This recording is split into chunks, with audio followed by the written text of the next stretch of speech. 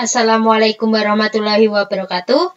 Berjumpa lagi di channel Sukma Mat. Sukses bersama matematika. Tetap dengan saya, Ati Dian Widya Stuti.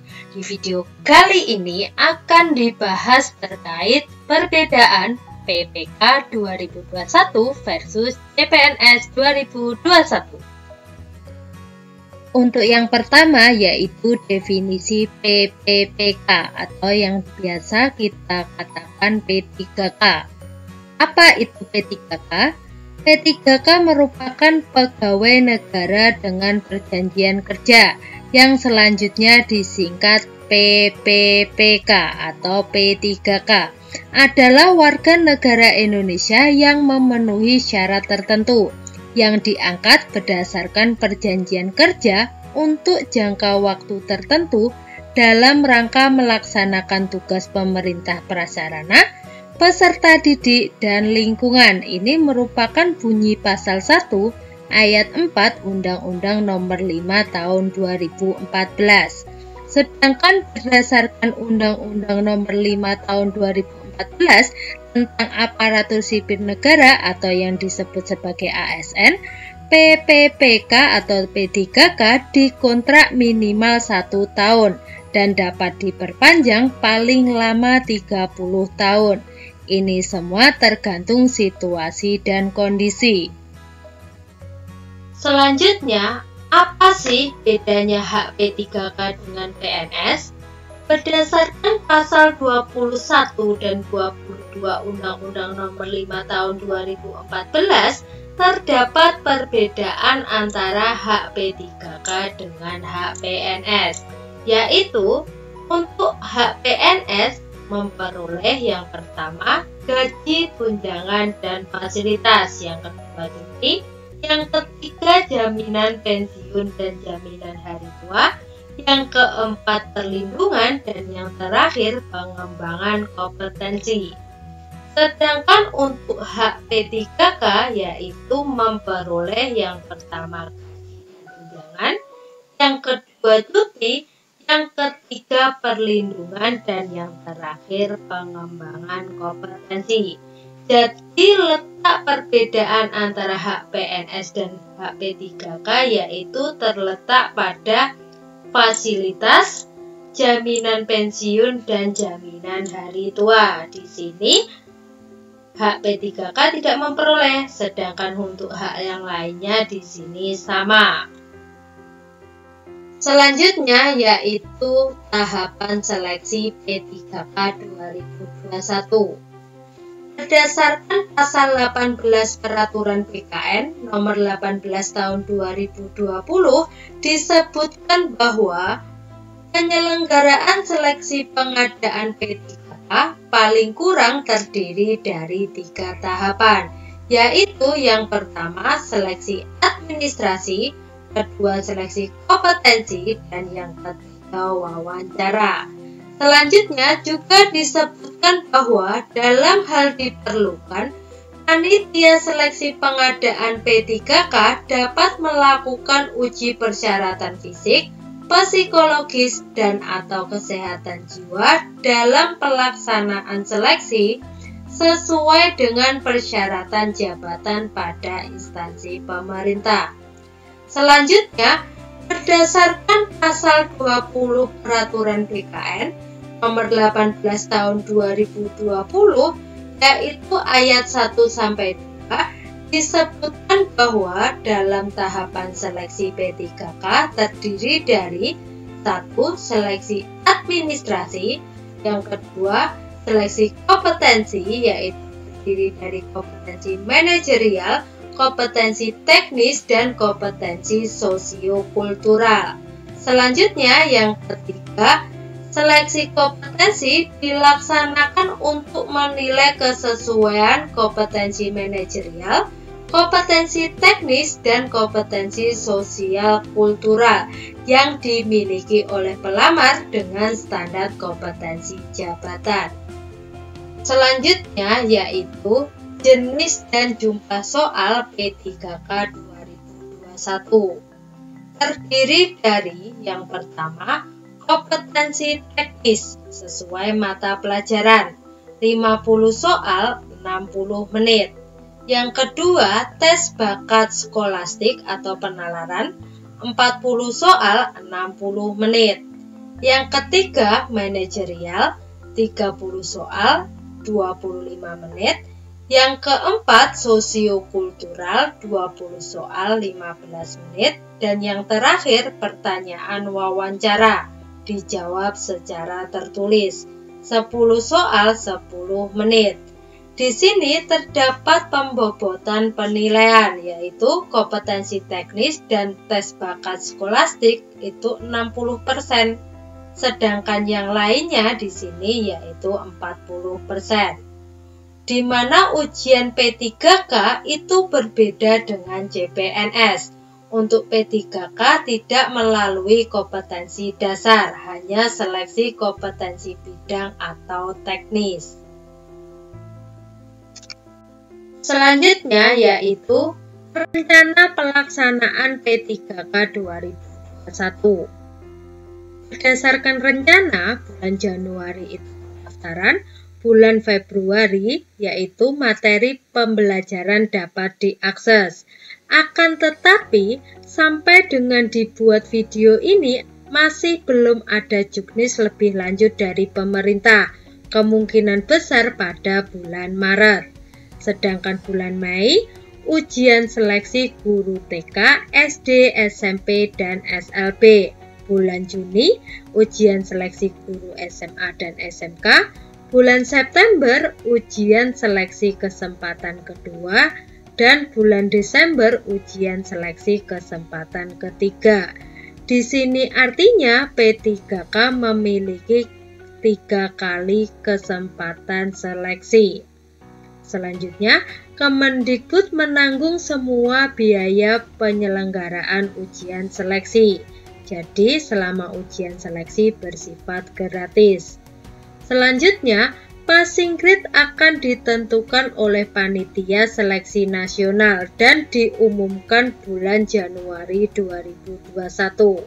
Karena di sini juknisnya belum keluar, maka menunggu juknis lebih lanjut. Selanjutnya, tidak ada afirmasi terkait passing grade. Selanjutnya yaitu penempatan P3K 2021. Informasi mengenai penempatan dapat kalian baca di sini. Yang pertama, bagi peserta yang lulus passing grade, di setiap sekolah diprioritaskan guru yang sudah mengajar di sekolah tersebut dibandingkan guru swasta atau lulusan PPG yang mendaftar ke sekolah tersebut. Jika jumlah peserta yang lulus passing grade di sebuah sekolah melebihi formasi di sekolah tersebut, peserta-peserta dengan passing grade tertinggi akan ditempatkan terlebih dahulu. Yang kedua, peserta-peserta yang tidak mendapatkan tempat di sekolah pilihannya akan di-ranking kembali, di mana peserta ranking tertinggi akan ditempatkan di sekolah-sekolah yang paling diprioritaskan Kemendikbud berdasarkan rapor mutu di kabupaten atau kota yang sama, guna mendukung pemerataan kualitas pendidikan. Selanjutnya, peserta bisa menolak penempatan mereka dan memilih untuk ikut ujian seleksi berikutnya. Yang ketiga, bagi peserta yang tidak lulus passing grade, pemerintah daerah dapat mendistribusikan peserta yang tidak lulus passing grade untuk tetap mengajar sebagai guru honorer sepanjang kebutuhan guru di sekolah tersebut belum terisi oleh PNS atau P3K. Selanjutnya, pemerintah daerah juga dapat menempatkan peserta yang tidak lulus passing grade sebagai tenaga kependidikan honorer. Selanjutnya yaitu contoh jenis-jenis soal pada seleksi P3K 2021. Contoh yang pertama, kompetensi teknis. Seorang siswa diminta untuk mengidentifikasi masalah yang mereka hadapi. Lalu masalah itu didiskusikan dalam kelompok untuk mendapatkan solusinya. Ilustrasi ini berkaitan dengan pengembangan titik-titik. Opsi A, kemampuan kognitif. Opsi B, kemampuan interaksional. Opsi C, kemampuan integrasi diri. Dan opsi D, kemampuan komunikatif.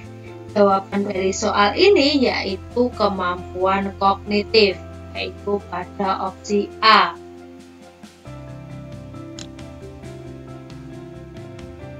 Selanjutnya yaitu contoh soal tes bakat skolastik atau penalaran.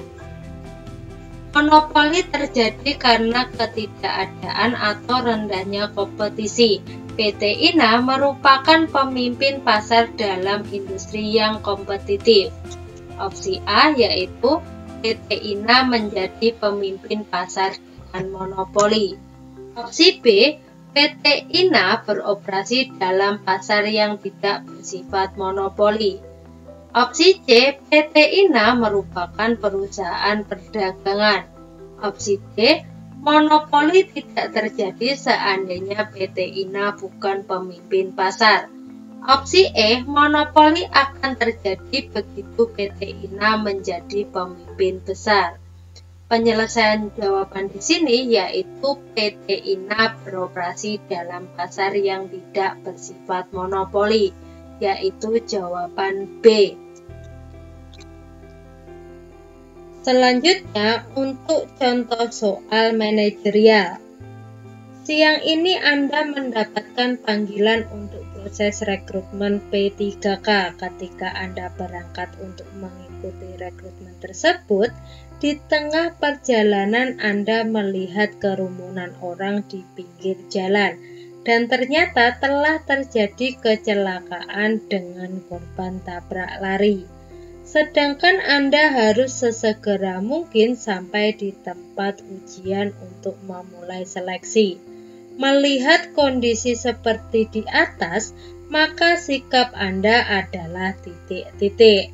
Opsi A, tetap melanjutkan perjalanan untuk tepat waktu mengikuti tes P3K. Opsi B, mengabaikan karena harus mengikuti tes yang akan dimulai sebentar lagi. Opsi C, mengejar pelaku tabrak lari dan memintanya untuk bertanggung jawab. Opsi D, tetap melanjutkan perjalanan setelah yakin ada orang lain yang menolong. Dan opsi E, menolongnya kemudian membawanya ke rumah sakit atau ke kantor polisi. Untuk jawaban soal di sini yaitu tetap melanjutkan perjalanan untuk tepat waktu mengikuti tes P3K, yaitu opsi A. Selanjutnya yaitu contoh soal sosial kultural. Kita hidup di negara yang memiliki ragam kebudayaan, budaya, dan adat istiadat yang berbeda-beda. Di perusahaan Anda sendiri terdiri dari orang-orang yang berbeda latar belakang. Banyak karyawan muslim yang mengeluhkan sulitnya beribadah karena ketersediaan tempat atau pada jam untuk beribadah mereka harus tetap bekerja. Sikap Anda yaitu A, Anda memfasilitasi tempat untuk beribadah mereka di lingkungan perusahaan. B, mendiskusikan hal ini dengan jajaran pimpinan dan pemilik perusahaan untuk dicari solusinya. D, karena pemilik perusahaan seorang non-muslim, maka itu sudah menjadi aturan yang harus dipatuhi karyawan. D, memberikan kebijakan yang bersifat toleran kepada karyawan. Dan E, bersifat toleran dan menyediakan semua fasilitas ibadah karyawan. Untuk jawaban soal di sini yaitu akan memfasilitasi tempat untuk beribadah mereka di lingkungan perusahaan, yaitu pada opsi A. Selanjutnya, untuk contoh soal wawancara. Anda mendaftar P3K melalui jalur P3K resmi suatu instansi yang dikepalai kerabat Anda. Belakangan diketahui bahwa ternyata Anda tidak lulus dan orang tua menggunakan jalur belakang untuk meluluskan Anda. Padahal selama ini Anda selalu aktif memerangi korupsi, kolusi, dan nepotisme di perusahaan kementerian Anda. Sikap Anda adalah A. Menyesali perbuatan dengan bersedekah, membantu korban bencana, dan aktif di organisasi kemanusiaan. B.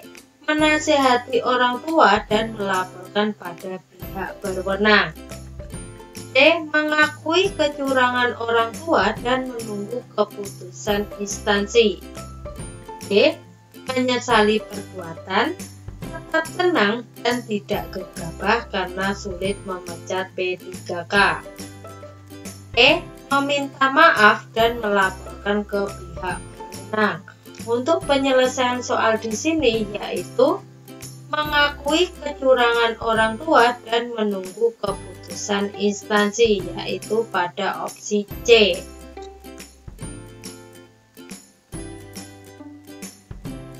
Cukup sekian dulu ya, lanjut di video selanjutnya. Sekian, wassalamualaikum warahmatullahi wabarakatuh.